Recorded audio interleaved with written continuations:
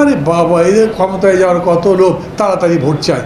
চোর তো বটেই, কিন্তু তার চেয়ে বড় কথা লজ্জা যদি থাকে, বলে বিদেশের মাটিতে গিয়ে আমার ভাব করে, ভিক্ষার মতো বিদেশে পড়ে আছে, মানুষ আসতে দেবে না। যদি পারতো তাহলে এখন আসতো, ভালো মানুষ আসুক, খারাপ মানুষ আসতে পারবে না। কেন আওয়ামী লীগকে রাজনীতিতে আনতেই হবে? কি টাকা পড়লো আপনাদের? আমার কোনো কোনো সময় মনে হয় বড় দল হিসেবে, প্রধান দল হিসেবে বিএনপি কথা বলবার সময় তাদের পয়েন্ট ঠিক মতো তৈরি করতে পারে না। এমনকি এই যে সালাউদ্দিন আহমেদ বক্তৃতা করলেন, ওনাদের দলও বলেন আমরা এই সরকারকে সমর্থন করি। সমস্ত দলই সরকারকে সমর্থন করে, তারপরেও আবার প্রশ্ন উঠছে নির্বাচনে। কেউ কেউ নির্বাচন বিরোধিতা করছেন, কেউ কেউ আবার বলছেন নির্বাচনই দরকার নেই, 5 বছরই প্রফেসর ইউনূস ক্ষমতায় থাকুন। আমি প্রধানত এই বিষয়ের উপরে দু একটা কথা বলেই আমার কথা বলা শেষ করব। এই জন্যেই যে বর্তমান সময়ের জন্য আমি মনে করি এই কথাটা খুব জরুরি। প্রফেসর ইউনূস 5 বছর ক্ষমতায় থাকুন, চান সবাই? আসসালামু আলাইকুম প্রিয় দর্শক শ্রোতা। মাহমুদুর রহমান মান্না, জন্ম 1 নভেম্বর 1951, বগুড়ায় তিনি জন্মগ্রহণ করেন। মাহমুদুর রহমান মান্না এবার বিএনপিকে ন্যাংটা করে দিলেন। তারেক রহমান এবং মির্জা ফখরুল, মির্জা আব্বাস এবং ফজলু পাগলাকে উদুম কেলানি কেলালেন। গুরুত্বপূর্ণ তথ্য আছে। লন্ডনে কি খাওয়ার জন্য আসছে তারেক রহমান? বাংলাদেশে আসতে গেলে সাহস লাগে, সেই সাহসটুকু কি তারেক রহমানের নাই? আরও কি বললেন, চলুন ভিডিওতে বিস্তারিত দেখে আসি। আমার কোনো কোনো সময় মনে হয় বড় দল হিসেবে, প্রধান দল হিসেবে বিএনপি কথা বলবার সময় তাদের পয়েন্ট ঠিক মতো তৈরি করতে পারে না। এটা একটা অদ্ভুত পরিস্থিতি চলছে। দেশে একটা সরকার আছে, এই যে 53 বছরের বাংলাদেশ সরকার ছিল, বিরোধী দলও ছিল, এখন বিরোধী দল আছে। আমি পত্রিকায় বিরোধী দল বলে কোনো দলের নাম লিখতে দেখি না। এমনকি এই যে সালাউদ্দিন আহমেদ বক্তৃতা করলেন, ওনাদের দলও বলেন আমরা এই সরকারকে সমর্থন করি। সমস্ত দলই সরকারকে সমর্থন করে, তারপরেও আবার প্রশ্ন উঠছে নির্বাচনে। কেউ কেউ নির্বাচন বিরোধিতা করছেন, কেউ কেউ আবার বলছেন নির্বাচনই দরকার নেই, 5 বছরই প্রফেসর ইউনূস ক্ষমতায় থাকুন। আমি প্রধানত এই বিষয়ের উপরে দু একটা কথা বলেই আমার কথা বলা শেষ করব। এই জন্যেই যে বর্তমান সময়ের জন্য আমি মনে করি এই কথাটা খুব জরুরি। প্রফেসর ইউনূস 5 বছর ক্ষমতায় থাকুন, চান সবাই? আপনাদের মত জিজ্ঞেস করছি না আমি প্রশ্ন করছি, প্রফেসর ইউনূস নিজে 5 বছর ক্ষমতায় চান? উনি বলেছেন। উনি গতকালকেও একটা সভা করলেন, সেইখানে যে ঐকমত্য কমিশন আছে তাদেরকে ডেকে বললেন যত তাড়াতাড়ি পারো সংস্কার করে ফেলো, আমি জুনের মধ্যে নির্বাচন করে ফেলতে চাই। তো কারো সম্পর্কে যদি কথা বলতে হয় তাহলে সবার আগে তো প্রফেসর ইউনূসকে বলতে হবে। উনি সরকারের উপদেষ্টাই বলেন, আর সরকারের আশীর্বাদ পুষ্ট, এমনকি প্রফেসর ইউনূসেরও ভালোবাসায় সিক্ত যে দল গড়ে উঠছে, তাদের সাথে প্রফেসর ইউনূসের কথা তো মিলছে না। সার্জিস আলম 5 বছর থাকার কথা বলেন, প্রথম উনি ওই কথা তোলেন, বাকি তার সাথে অন্যান্যরা একই কথা বলে। আর স্বরাষ্ট্র উপদেষ্টা তো বলেছেনই জনগণ নাকি 5 বছর চায়, অথচ প্রফেসর ইউনূস সেই কথা বলছেন না। এটার মানে কি? প্রথমে একটা প্রশ্ন করা যেতে পারে, প্রফেসর ইউনূস 5 বছর ক্ষমতায় থাকবেন কিভাবে? উনি ক্ষমতায় এলেন কিভাবে? কেউ কেউ বলবার চেষ্টা করেছেন উপদেষ্টাদের এটাও একটা নির্বাচন। সত্যি কথা হলো একটা বিশেষ পরিস্থিতিতে উনি ক্ষমতায় এসেছেন। এই বিশেষ পরিস্থিতি কতদিন স্থায়ী হবে? আইয়ুব খানও একটা বিশেষ পরিস্থিতিতে এসেছিলেন, হোসেন মোহাম্মদ এরশাদ একটা বিশেষ পরিস্থিতিতে ক্ষমতায় এসেছিলেন, ১/১১ যারা কুশীলব তারা বিশেষ পরিস্থিতি তৈরি করে ক্ষমতায় এসেছিলেন, কিন্তু বিশেষ পরিস্থিতি থাকেনি।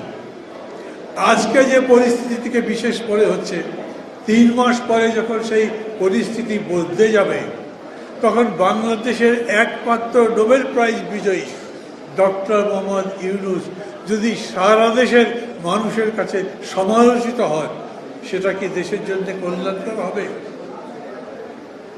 আমি মানি ৮ মাস ক্ষমতায় থাকবার কালে বা দায়িত্বে থাকবার কালে দেশ মোটামুটি চলছে, বড় কোনো বিপদ নেই। একটু পানি দিতে পারবে? পানি দেন। বড় কোনো দেশের মধ্যে বিপত্তি হয়নি।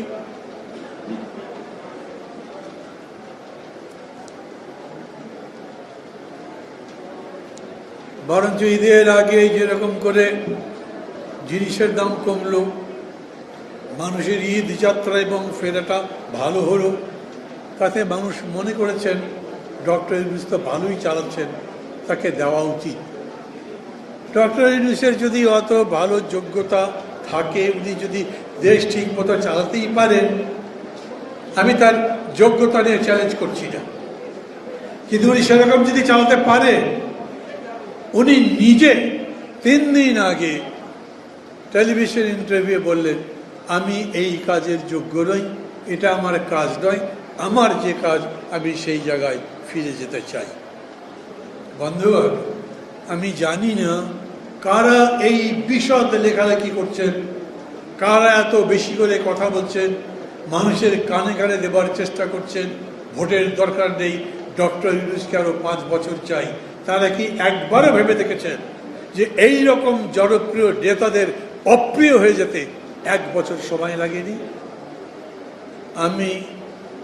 আমার সাথে আবার অনেকেই এরকম আছেন যারা ডক্টর ইউনূসের এই রকম পরিণতি চান না।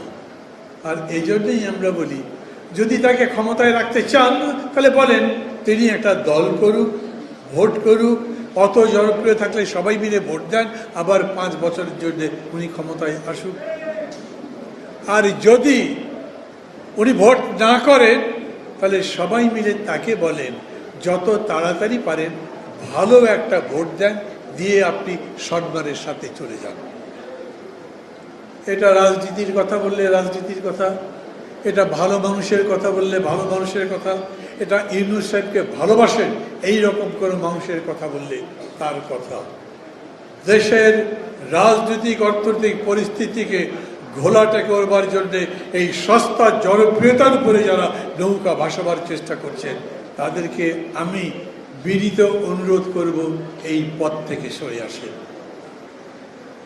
ডক্টর ইউনূসের এত যোগ্যতা যদি থাকেই, সেই যোগ্যতাকে কাজে লাগাবার জন্য আমরা বিকল্প পথ তো করতে পারব।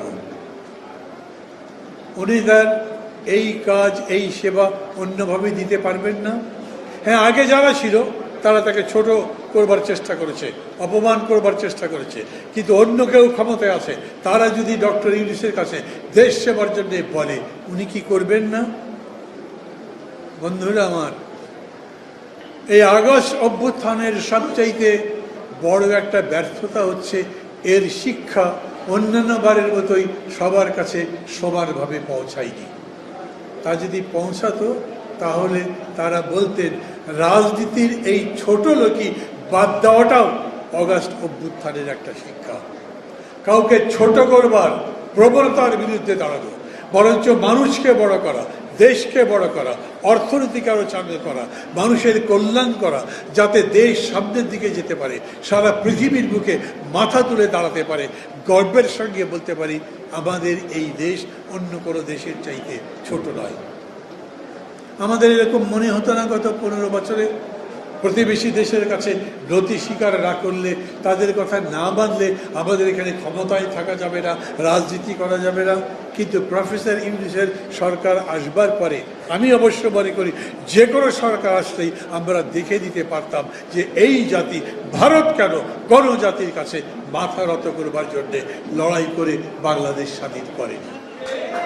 আজও আমি একই কথা বলি, এই জাতি গণতন্ত্র নির্মাণ করবে, এই জাতি আরও সামনের দিকে যাবে, আমরা আমাদের দেশকে গড়তে পারবো এবং আমরা যেরকম করে গণতন্ত্রের কথা বলি সেই রকম করে গণতন্ত্র নির্মাণের পথে যেতে কোনো বিঘ্ন হবে না।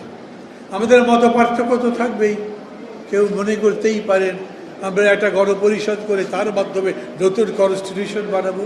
কেউ মনে করতে পারেন এই কনস্টিটিউশনকেই ঘষে বেজে সংশোধন করে সুন্দর একটা সংশোধন বানাতে পারবে।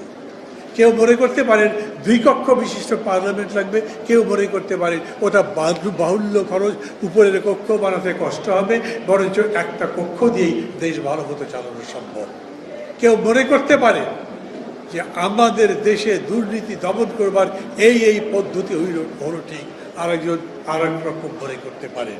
কেউ মনে করতে পারেন এই দেশ একটা সেকুলার দেশ হওয়া দরকার, কেউ মনে করতে পারে না, রাষ্ট্রধর্ম না থাকলে দেশ নষ্ট হয়ে যাবে। এই মত পার্থক্য নিয়েও আমরা একটা ঐক্যবদ্ধতার মধ্যে দিয়ে দেশ গঠন করব, এটাই আমাদের কাজ।